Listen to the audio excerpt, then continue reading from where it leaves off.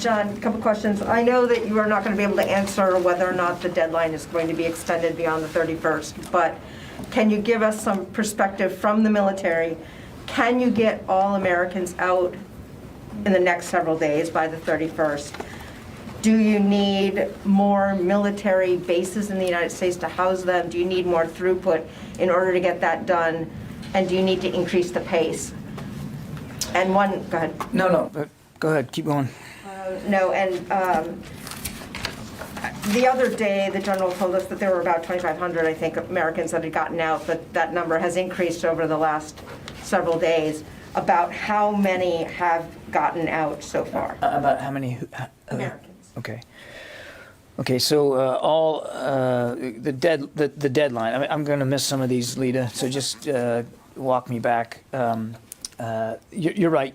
There's been no change to the timeline of the mission, which is to have this completed by the end of the month.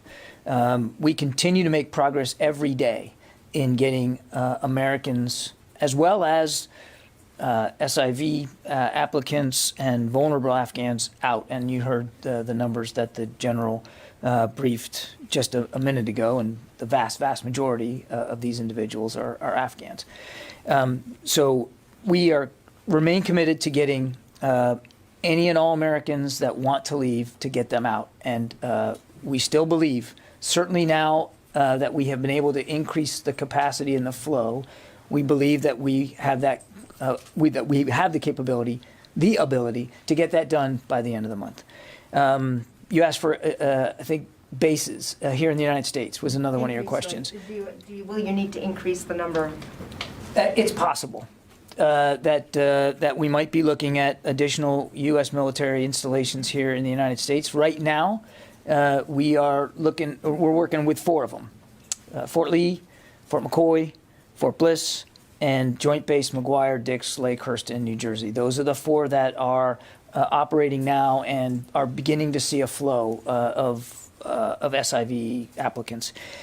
It is very well possible that we could need to use additional U.S. military installations here stateside, and as we make those decisions and as we're able to announce them, we certainly will. But we want to make sure that, just like we wanted to make sure in Kabul that airlift wasn't a limiting factor, we want to make sure that when we get these individuals to the United States, that temporary, safe, secure, and accessible temporary lodging is not the limiting factor to their ability to get on with their new lives and to finish the process.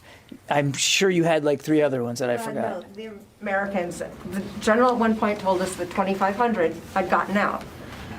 What is your assessment now as to the number that that have gotten out of Afghanistan, and do you think you can get all of them out? I think I answered the second part of that. I think for all Americans who want to leave, the State Department is working very hard to contact them, and we are getting them out every day, and that's not going to change. I understand the question about the specific detail. I would just tell you that several thousand Americans have been safely evacuated from Afghanistan. I understand that's not the degree of specificity that you want, but that is as far as I'm going to be able to go today, several thousand. And to include, several hundred just yesterday were able to get onto the airport for follow-on transportation. So it's every day we are moving Americans out of the country. Tara. Barring any other factors besides like weather, do you anticipate that DoD will be able to keep this pace up another 20,000 in the next couple of days to, maybe have 100,000 evacuated before the end of the week? That's definitely the plan, Tara. But as you know, the throughput is a function of many different factors, including even weather.